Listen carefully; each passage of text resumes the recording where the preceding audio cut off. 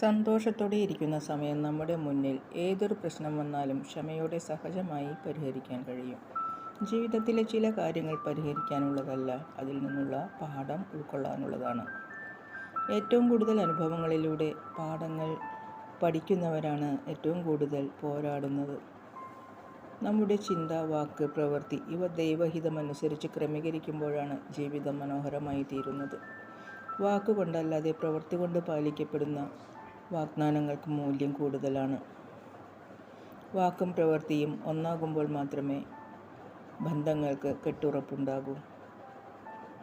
ഇവ രണ്ടും തന്നെയാണ് പരസ്പരം അടുക്കുവാനും അകലുവാനുമുള്ള സാഹചര്യമൊരുക്കുന്നത്. ഭൂതകാലത്തെക്കുറിച്ചുള്ള കുറ്റബോധവും വിമർശനങ്ങളും ഓർത്ത് സ്വയത്തോട് തന്നെ വിദ്വേഷം തോന്നുക അത് ഭാവിയെ ശക്തിഹീനമാക്കും. അതിലൂടെ കുറ്റകരമായ കർമ്മങ്ങൾ ചെയ്യാനുള്ള പ്രവണത കൂടിക്കൊണ്ടിരിക്കും.